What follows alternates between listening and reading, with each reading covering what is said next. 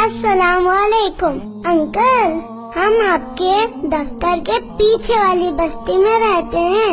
कुछ दिन पहले आप हमारे घर तशरीफ लाए ये देखने के लिए कि हम गरीब हैं या नहीं, ताकि आप हमारी मदद कर सकें।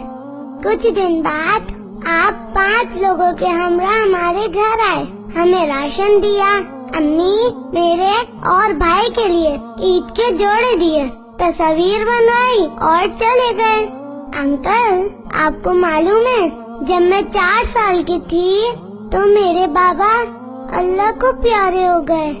बाबा के जाने के बाद दादी ने अम्मी को मार के घर से निकाल दिया। हम दर बदर के ठोकरें खाते रहे।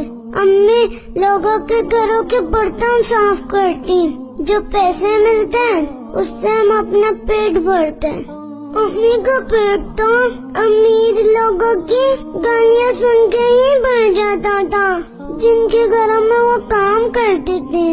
कल अम्मी फिर रो रही थी, वो चुप ही नहीं हो रही थी। जब आंखों से आंसू खुश्क हो गए तो वो सो गई। मैं उठकर उनके पाँव दबाने लगी। पाँव दबाते दबाते मेरी नजर अम्मी के हाथों में अखबार पे पड़ी। अखबार में मेरी, भाई और अम्मी की आपसे राशन और कपड़े वसूल करने वाली तस्वीर थी। मैं समझ गई अम्मी क्यों रो रही थी। पिछले साल भी ऐसा ही हुआ था। इन तस्वीर की वजह से मोहल्ले वालों ने हमारा खूब मजाक उड़ाया।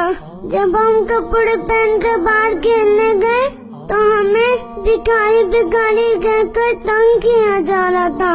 अंकल, आपसे दरख्वास्त है कि अपने नए कपड़े और जूते वापस ले जाएं। अम्मी के आंसू मुझसे बर्दाश्त नहीं होते। आपसे एक और दरख्वास्त है कि किसी गरीब की मदद किया करें तो उसकी तस्वीर अखबार में ना दिया करें।